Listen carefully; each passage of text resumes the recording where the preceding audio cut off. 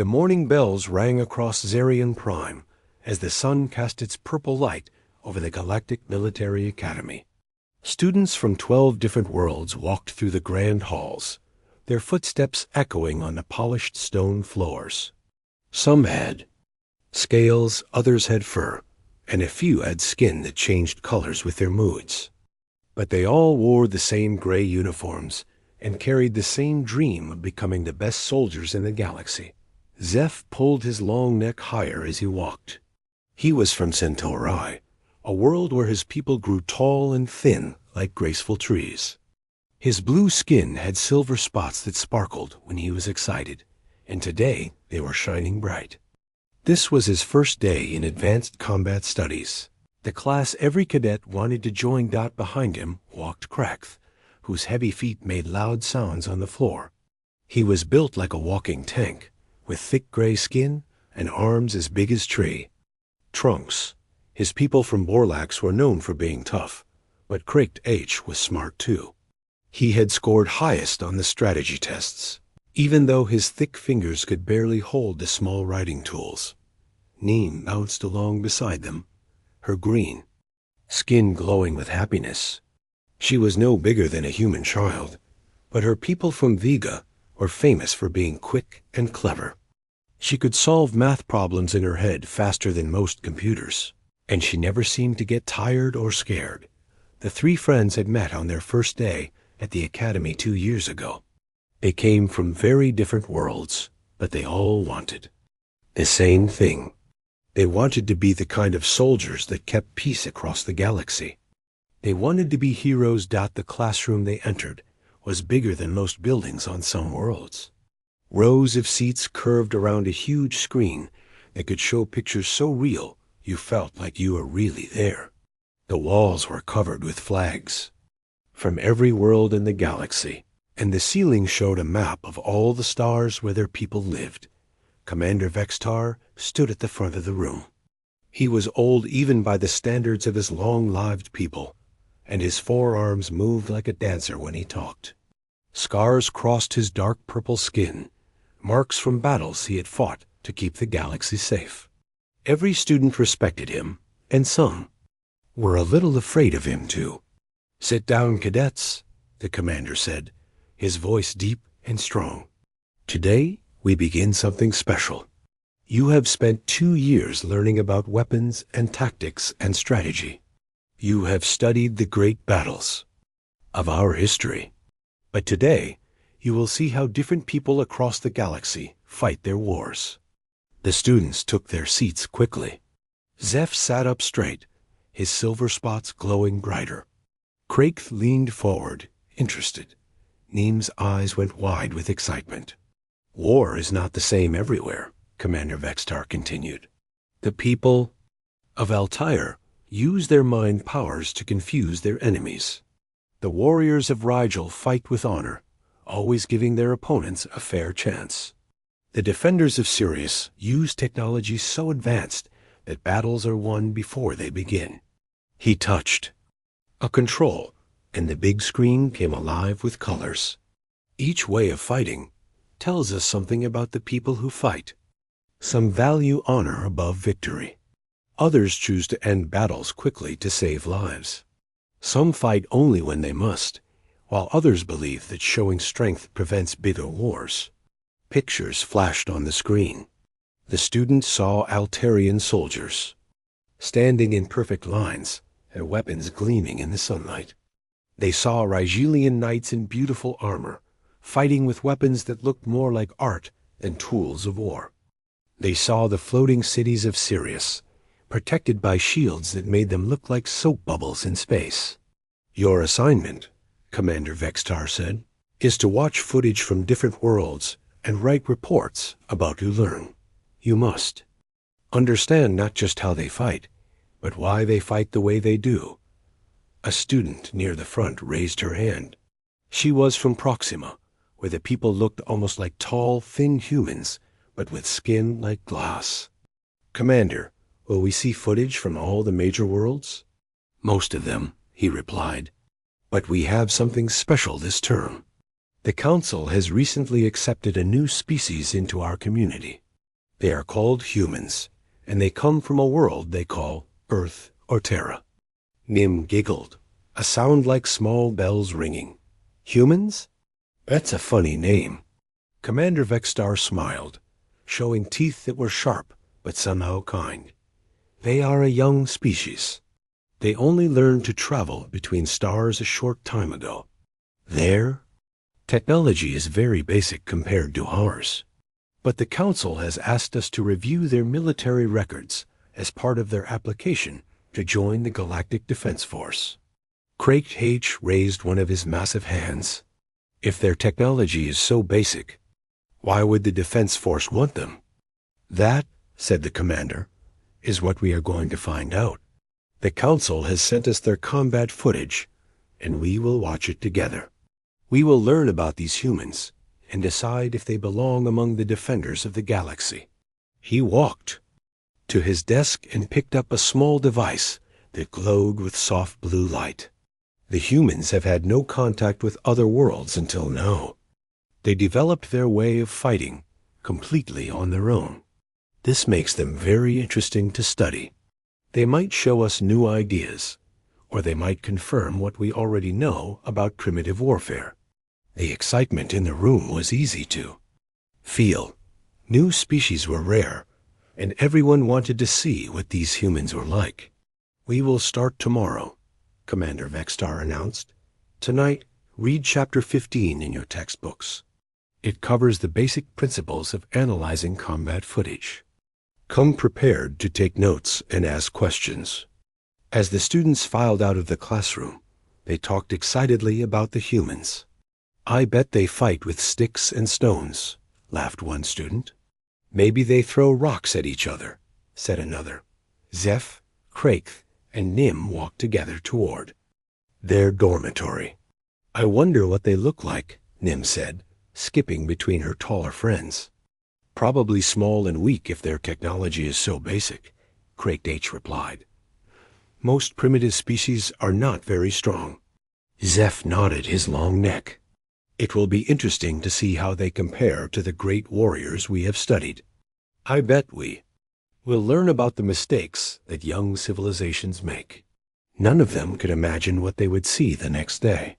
None of them knew that half their class would never look at war the same way again. They went to sleep that night excited about learning something new, not knowing that tomorrow would change everything they thought they knew about fighting and courage and what it meant to be a soldier. The purple sun set over Zerion Prime, and the academy grew quiet. In the great library, the human combat footage waited in its data files, ready to show the galaxy something it had never seen before. The next morning came too slowly for most of the cadets. Zeph had barely slept, his silver spots flickering with excitement all night. Craig had spent an hour polishing his armor, wanting to look his best for the special class. Nim had read 3 extra chapters in her textbook, eager to impress Commander Vexstar with her knowledge. They entered the classroom to find the lights already dimmed. Commander Vexstar stood beside a table covered with data crystals and viewing devices. His forearms moved quickly as he prepared the equipment, checking connections and adjusting settings. Take your seats quickly, he called without looking up. We have much to see today. The students settled into their chairs, notebooks ready, and minds alert. The big screen flickered to life, showing the symbol of the Galactic Military Archives. Before we begin, Commander Vexstar said, I want you to remember what you have learned about analyzing combat footage. Look for tactics, technology, leadership, and morale. Try to understand not just what these humans do, but why they do it. He touched a control, and words appeared on the screen. Earth Military Archives. World War II. The students leaned forward, curious about the strange names. This footage comes from a conflict the humans call their Second World War, the commander explained. It happened about 80 years ago by their calendar. The humans were fighting each other, divided into different groups, with different ideas about how their world should be run. The screen changed, showing a map of Earth. The students saw a blue and green planet, smaller than most of their home worlds, with large areas of water and land masses scattered across its surface. As you can see, Earth is mostly water. The land is broken into many separate pieces. This created natural barriers between different groups of humans, which helped them develop different cultures and ways of thinking. The first footage began to play. The students saw human soldiers for the first time, and several of them started to laugh quietly. The humans looked so small and soft, with thin skin and no natural armor. They wore thick cloth uniforms and carried weapons that looked like metal tubes with wooden handles. "Primitive projectile weapons," whispered a student from Rigel. "They actually throw small pieces of metal at each other." On the screen, a human soldier named Danny Rodriguez was leading his squad through a destroyed city. Snow fell heavily, and the buildings around them were broken and burned. The humans moved carefully, their breath making small clouds in the cold air. "Notice their equipment," Commander Vextar said. "No energy shields, no plasma weapons, no environmental suits. They are fighting in conditions that would require protective gear for most of our species." The students watched as Danny and his men reached the corner of a building. Enemy fire came from across the street, and the humans pressed themselves against the wall. Instead of retreating or calling for air support, Danny looked at his soldiers and started giving orders. "Jake, take 3 men and go around the back. Tony, set up your machine gun in that window upstairs. The rest of you, when I give the signal, we go straight at them." Neem's mouth fell open. "He wants to attack directly. That makes no sense tactically." On the screen, the humans spread out according to Danny's plan. They had no electronic communication, so they used hand signals and shouted to each other over the noise of battle. When Danny raised his hand, they moved forward into enemy fire. The students watched in growing surprise as the humans ran across open ground, while bullets flew around them. 2 soldiers were hit and fell, but the others kept going. Jake Morrison and his team appeared behind the enemy position at exactly the right moment, catching them by surprise. "Interesting coordination," Craig H. admitted grudgingly, "but very risky. Any civilized military would use drones or robots for such a dangerous attack." The footage continued, showing more scenes from the same battle. The students saw human medics, like Paul Henderson, running into enemy fire to help wounded soldiers. They watched Captain Lisa Murphy share her food with hungry civilians while her own troops were on short rations. "Commander," called a student from Vega, "why do they help? The civilians? Shouldn't they focus on winning the battle?" Commander Vextar paused the footage.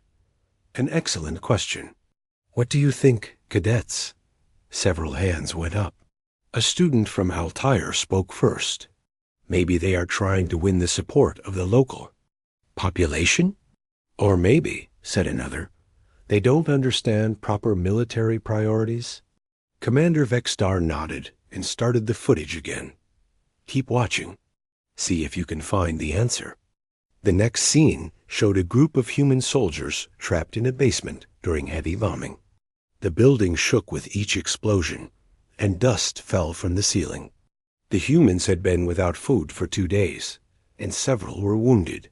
Their leader, Sergeant Amy Foster, gathered them in a circle. Instead of discussing surrender or escape plans, she started talking about their families back home.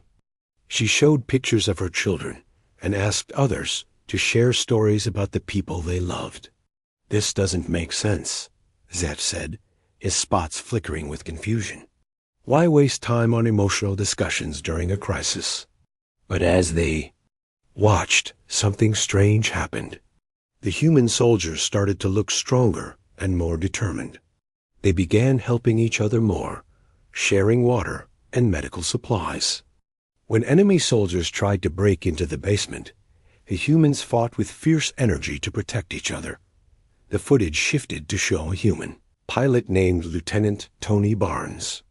His aircraft was damaged and losing fuel, but he continued his mission to protect human ground troops. When his engines finally failed, he guided his plane directly into an enemy ship instead of trying to save himself. The classroom fell silent. Several students looked uncomfortable. This was not the kind of behavior they had learned about in their military studies. "Commander," Nim said in a small voice, "did that pilot make an error in judgment? Why didn't he use his escape pod?" Before Commander Vextar could answer, the screen showed another scene. Captain Amy Foster had escaped from the basement with her surviving soldiers, but enemy troops had captured several of her men. Instead of continuing with her mission, she organized a rescue operation. "We don't leave anyone behind," she told. Her troops never. Her soldiers nodded and followed her back into danger. They fought through enemy lines, suffered more casualties, and spent precious ammunition to rescue their captured friends. From a tactical standpoint, it made no sense. From a human standpoint, it was the only thing they could do. The session ended with footage of human soldiers helping enemy wounded after a battle. Danny Rodriguez personally carried a wounded enemy soldier to safety, even though the man had been trying to kill him just hours before. As the lights came up, the classroom was unusually quiet. Students who had been laughing at human primitive technology were now staring at the blank screen with troubled expressions. Commander Vextar looked around the room, studying the faces of his cadets. He had seen this reaction before when showing footage of particularly intense battles, but never after watching such technologically primitive warfare. "Questions?" he asked simply. Dozens of hands shot up at once. "Why do they take such risks for individual soldiers?" asked one student. "How do they maintain unit effectiveness with such emotional decision-making?" asked another.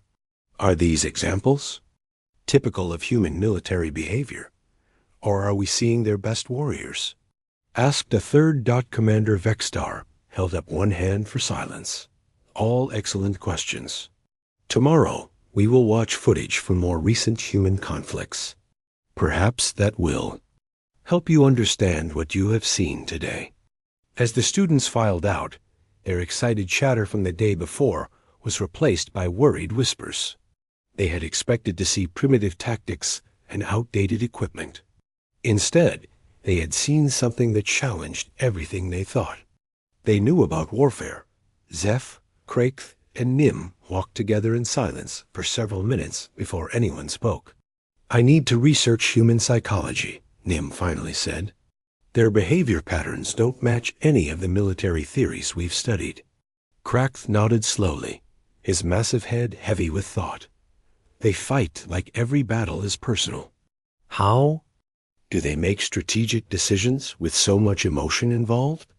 Zeph's silver spots had stopped glowing entirely.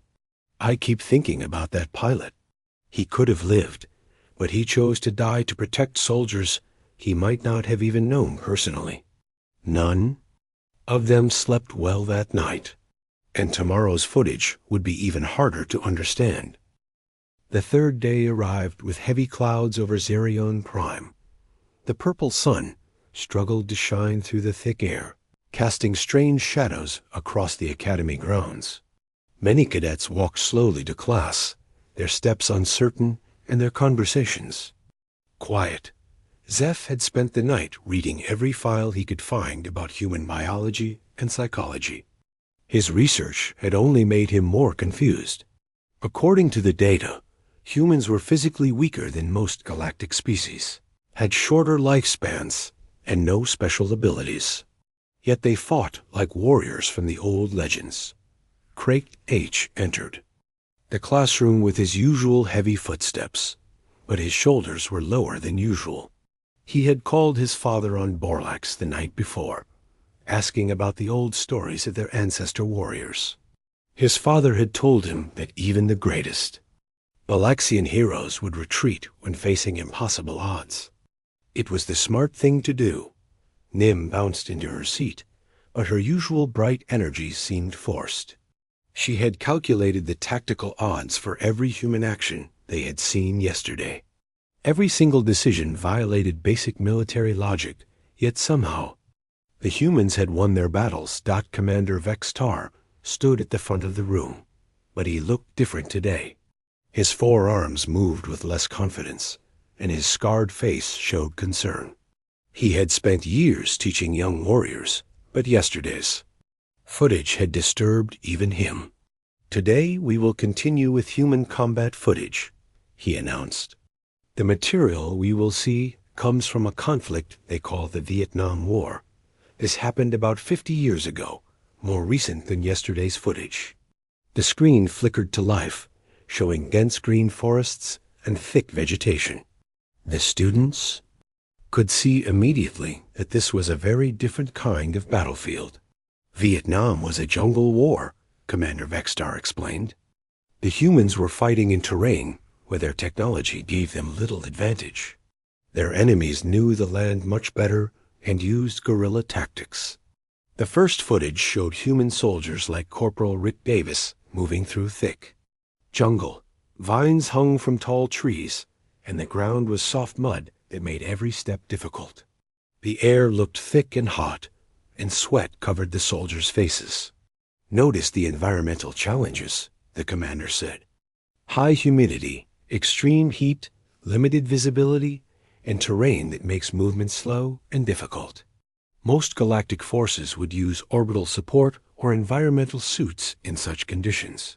A student from Sirius raised her hand.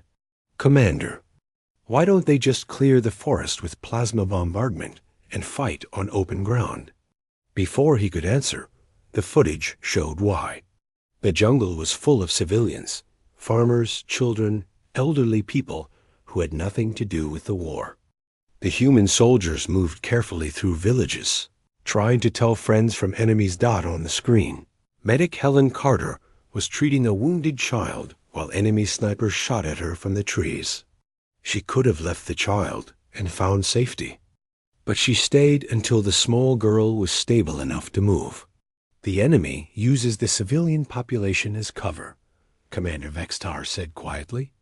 The humans could end the war quickly with overwhelming firepower, but they choose not to harm innocents.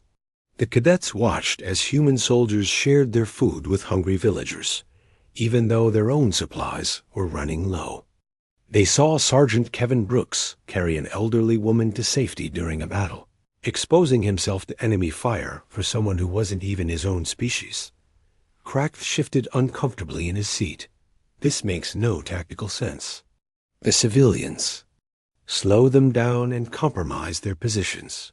The footage continued, showing human soldiers in conditions that made the earlier winter battle look comfortable. They fought in swamps where the water came up to their chests, filled with diseases and dangerous animals. They crawled through tunnels barely wide enough for their bodies, knowing enemy soldiers waited in the darkness ahead. Private Maria Santos appeared on screen, leading her squad through a section of jungle where 3 soldiers had been killed by hidden traps the day before.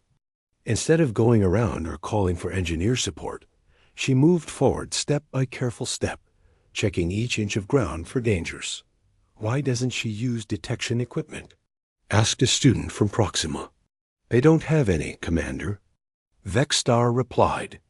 They must rely on their natural senses and experience. The students watched Maria find and disarm trap after trap, using nothing but a knife and her bare hands. When she triggered a hidden explosive by accident, the blast threw her backward and wounded her leg.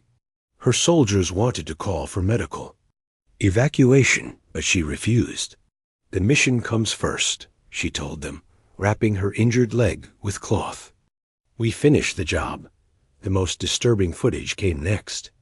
A human unit had been surrounded by enemy forces for 3 days. They were running out of ammunition, water, and medical supplies. Their radio was broken, so they couldn't call for help. Any reasonable military force would surrender or attempt to escape. Instead, the humans dug in deeper. Their leader, Captain Bob Turner, gathered his soldiers and told them they would hold their position no matter what happened. When asked why, he simply said, "Because other soldiers are counting on us." For 2 more days, the humans fought off attack after attack. They shared their last drops of water equally among all soldiers, including the wounded who might not survive. Anyway, when they ran out of bullets, they used knives and improvised weapons. When they ran out of those, they fought with their bare hands. The footage showed Sergeant Diana Lopez, wounded and weak from hunger, still helping to carry ammunition to other soldiers. She collapsed twice from exhaustion, but kept getting up. When enemy soldiers finally broke through their defenses, she used her own body to shield a wounded comrade from gunfire. By the time reinforcements arrived, only half the human unit was still alive. But they had held their position, and their sacrifice had allowed other human forces to win a larger battle. The classroom was completely silent when the footage ended. Several students were staring at their hands, unable to look at the screen. Others sat with their mouths open in shock.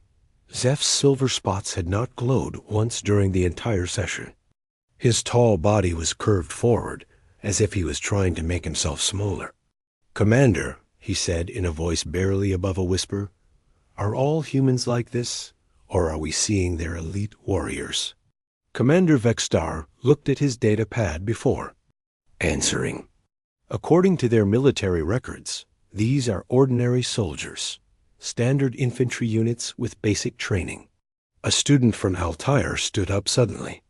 "I request permission to leave, Commander. I don't feel well." "Granted," Vextar replied. Several other students followed the first one out of the room. Nim raised her small hand.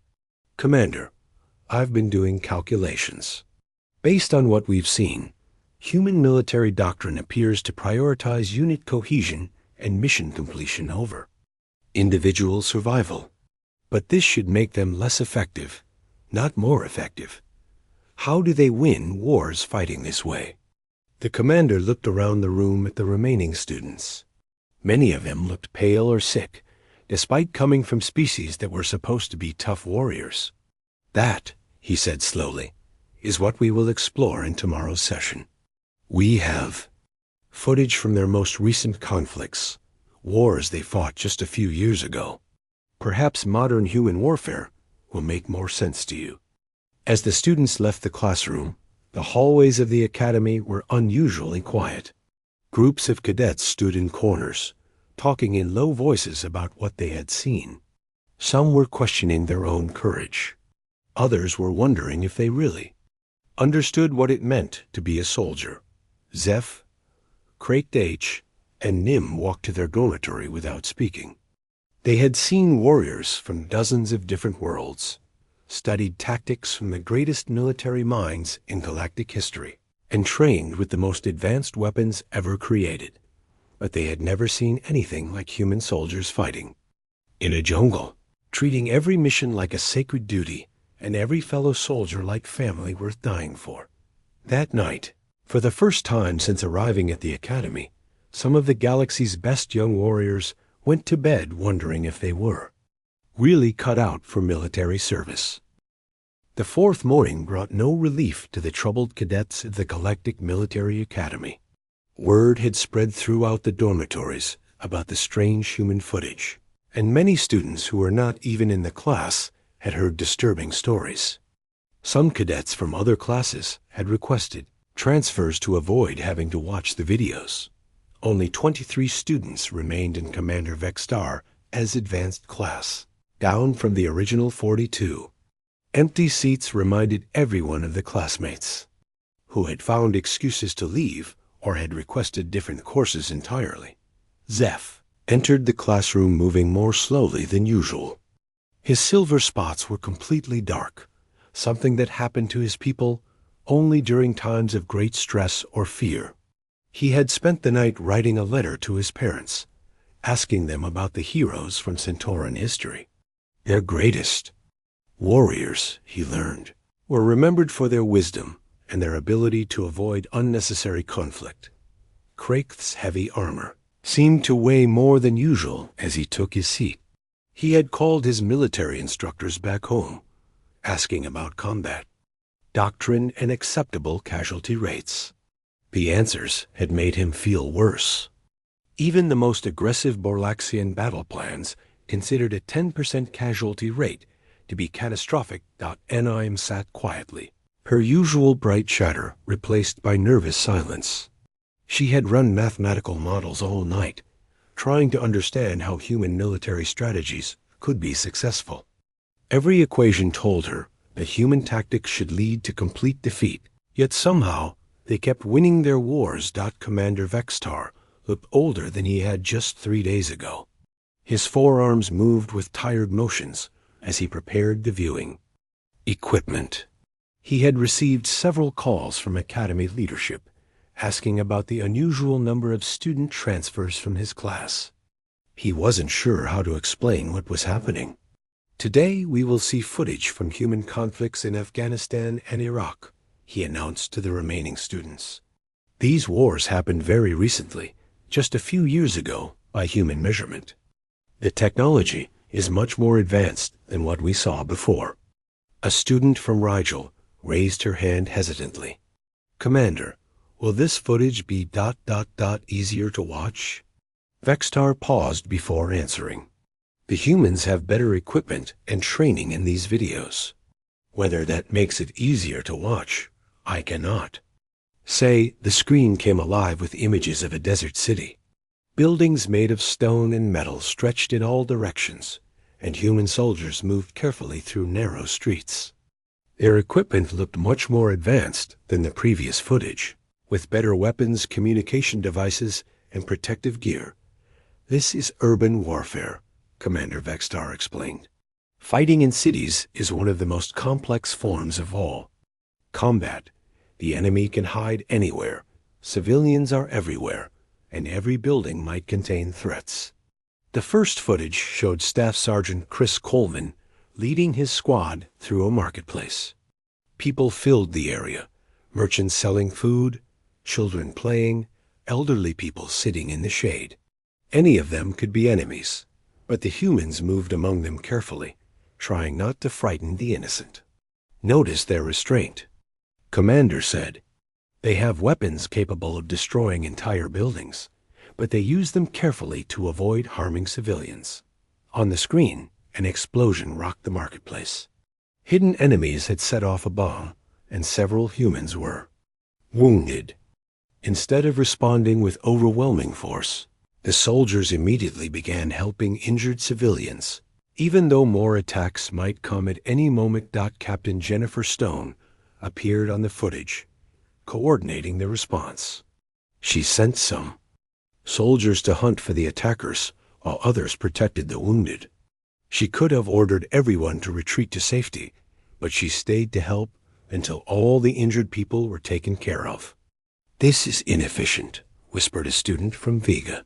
They should eliminate the threat first, then worry about casualties. The footage continued, showing human soldiers like Corporal Alex Turner treating wounded enemy fighters. When his commander asked why he was wasting medical supplies on people who had been trying to kill them, Turner looked confused by the question.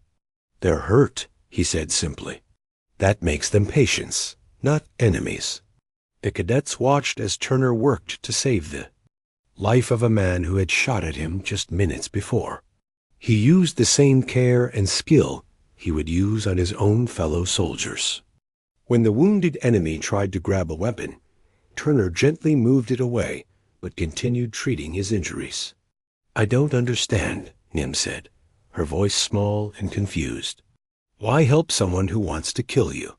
More footage followed, showing a human unit defending a forward base against attack. Lieutenant Rachel Brown led her soldiers through a battle that lasted 18 hours. They were outnumbered, cut off from supplies, and facing enemies who knew the area better than they did.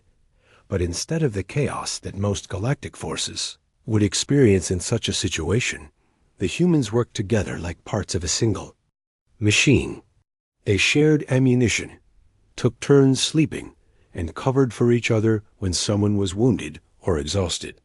Rachel moved among her soldiers constantly, checking on their needs, encouraging them, and making sure everyone understood their role. She had been awake for 3 days straight, but she never showed weakness or uncertainty in front of her troops. Leadership through personal example, Commander Vextar noted. She asks nothing of her soldiers that she is not willing to do herself. The most shocking footage came near the end. A human outpost was about to be overrun by enemy forces. The Needs.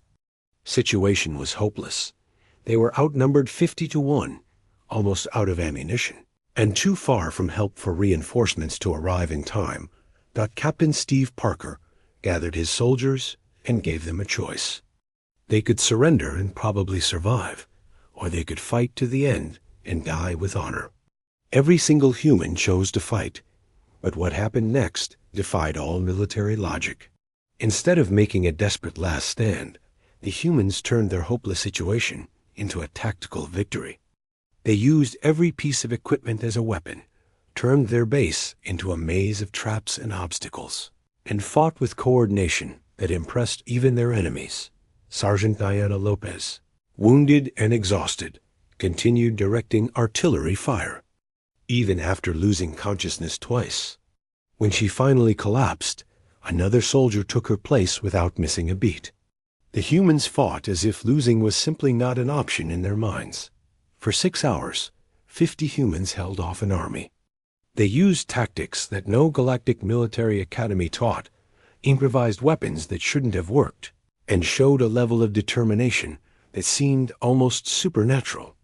When reinforcements finally arrived, they found the human position still secure. The defenders had suffered heavy casualties, but they had never stopped fighting. The enemy army had given up and retreated, unable to break the will of soldiers who refused to accept defeat. As the footage ended, the silence in the classroom was complete. Several students were visibly shaking. Others stared at the floor, unable to meet anyone's eyes. Zeph stood up slowly, his tall frame trembling. "Commander, I request permission to speak with you privately after class." "Granted," Vextar replied, though he suspected he knew what the conversation would be about. Craigtach raised one massive hand. "Commander, are humans considered a normal species by galactic standards? Or are they classified as something special?" "According to all biological and psychological testing, they are completely normal," the commander answered. "Average intelligence, standard emotional responses, typical social structures. Nothing in their profiles suggests unusual military capabilities." A student from Altair stood up abruptly. "Then something is wrong with the testing." More students began talking at once, their voices filled with confusion and fear. How do they keep fighting when logic says they should retreat? Why do they value individual soldiers more than mission success? How can they show mercy to enemies while still fighting so hard? Commander Vextar held up his hands for silence. "These are all excellent questions. Tomorrow we will have our final session, and then you will write your analysis reports. Perhaps by then you will have found some answers." As the students left the classroom, the academy halls buzzed with worried conversations. News of the human footage had spread throughout the school, and even cadets who had never seen the videos were talking about requesting transfers to non-combat specialties. That evening, Zeph visited Commander Vextar's office. When he left an hour later, he carried transfer papers to the Academy's diplomatic corps. He was followed by 5 other students before the night was over. By morning, 17 more requests for transfer had been submitted. The humans hadn't even joined the galactic community yet, but they had already changed everything the Academy thought it knew about warfare and courage. The 5th day arrived with empty seats filling the classroom, like silent reminders of what had happened. Only 12 cadets remained from the original 42, sitting scattered across the massive room. The flags from every world in the galaxy still hung on the walls, but they seemed smaller now, less impressive than they had just a week ago. Zeph was gone. His request for transfer to the diplomatic corps had been approved overnight. Crate Etch sat alone in his usual spot, but his massive shoulders were slumped forward, as if carrying a great weight. Nim remained in her seat, but her green skin had turned pale, and she hadn't spoken to anyone all morning. Commander Vexstar entered the classroom moving like an old man, though he had looked strong and confident just days before. In his 4 hands he carried not just the usual viewing equipment, but a stack of transfer requests that had grown larger each day. "Before we conclude our study of human warfare," he began, his voice quieter than usual, "I want to address what has been happening in this class." The remaining students looked up at him with tired eyes. 30 of your classmates have requested transfers to other specialties. They have chosen logistics, communications, engineering, and diplomatic service instead of combat roles. This is unprecedented in the Academy's history. A student from Proxima raised her hand. "Commander, are we failures? Are we not strong enough to be warriors?" Vextar was quiet for a long moment before answering. "That is a question each of you must answer for yourself. But first, you need to understand what you have seen." He activated the viewing screen one final time. Instead of combat footage, it showed a simple text document with an official seal. "This morning I received communication from the Galactic Council. Earth's application to join the Galactic Defense Force has been reviewed and approved." The students shifted uncomfortably in their seats. The humans have been assigned to a new division called Special Operations Command. Their role will be to handle missions that other galactic forces find too difficult or too dangerous. Nim finally spoke, her voice barely above a whisper. "What kind of missions?" Commander Vexstar read from his datapad. "Rescue operations in hostile territory. Offensive positions against overwhelming odds. Peacekeeping in areas where civilian populations are at risk. Any situation where standard galactic military doctrine is insufficient." The implications slowly sank in. The humans weren't being given easy assignments because they were primitive. They were being given the impossible assignments because they were the only ones who could handle them. "I want to show you one final piece of footage," the commander said. "This was recorded just last month." The screen showed a human military ceremony. Rows of soldiers in dress uniforms stood at attention while their leaders spoke to a crowd of civilians. Among them was General Danny Rodriguez, older now, but still carrying himself with the same confidence they had seen in the first videos. A reporter asked him about Earth joining the galactic community and what role humans would play in keeping peace among the stars. "We'll do whatever needs to be done," Danny replied simply. "Same as always." The reporter pressed for more details. "But surely you understand that galactic warfare is more advanced than what you're used to. Won't you need extensive training to meet galactic standards?"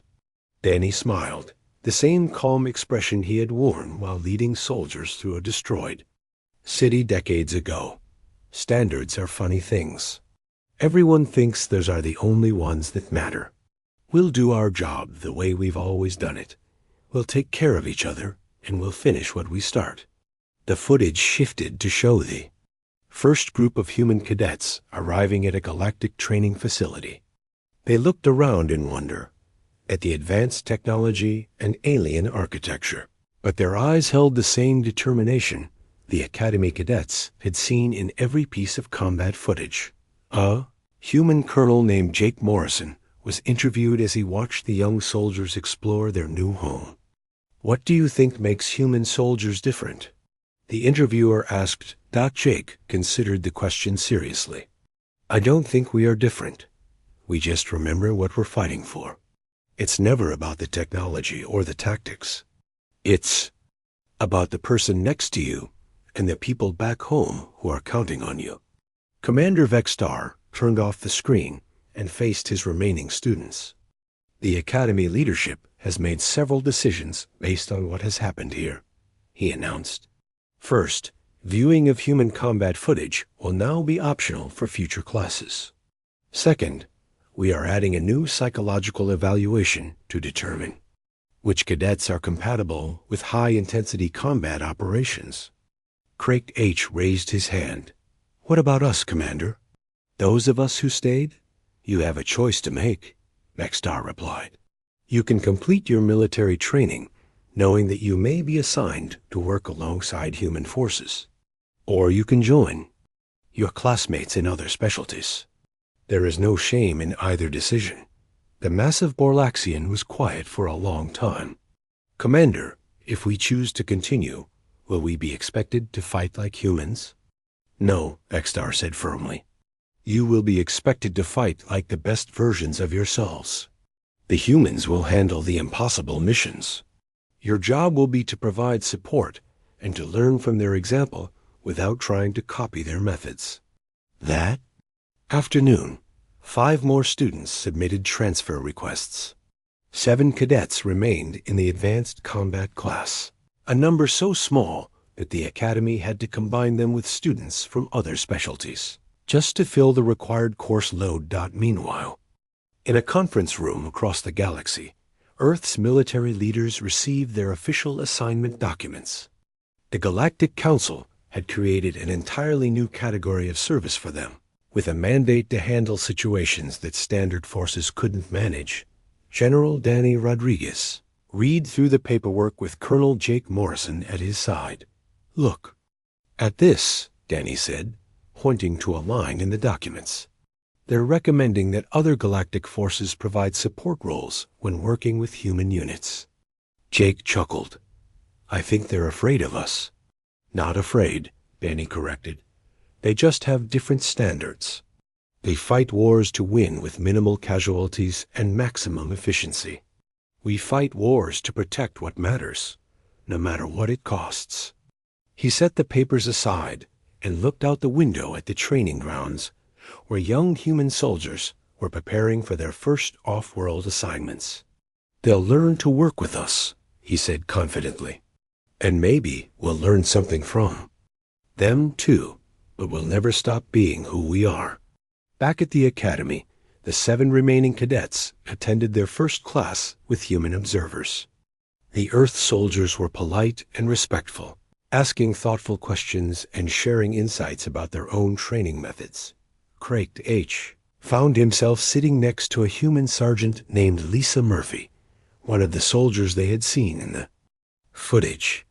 She was smaller than him and looked fragile compared to his armored bulk, but when she spoke about tactics and leadership, her words carried the weight of real experience. Don't try to fight like us, she told him during a break. Your people have their own strengths. Use those.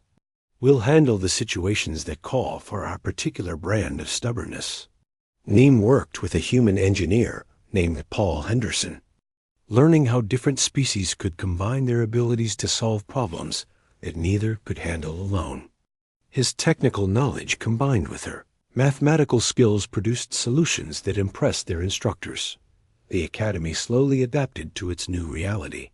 Human combat footage was classified as specialized training material, available only to students who specifically requested it and passed psychological evaluations. Most cadets never saw it, graduating to become excellent soldiers in the traditional galactic style. But a small number of students, those who could watch the footage without losing their confidence, became part of an elite program designed to work alongside human special forces. They learned not to copy human methods, but to understand them well enough to provide effective support. The galaxy had found its warriors for impossible missions. And slowly, carefully, other species learned to work with soldiers who treated every mission as sacred and every fellow warrior as family worth dying for. The humans, for their part, adapted to galactic technology and procedures, while never changing the core of who they were. They still carried wounded enemies to safety, still shared their rations with hungry civilians, and still refused to leave anyone behind. And when the galaxy faced its first real crisis after Earth joined the community, It was human soldiers who volunteered for the most dangerous assignments, supported by alien allies who had learned to appreciate the value of impossible courage.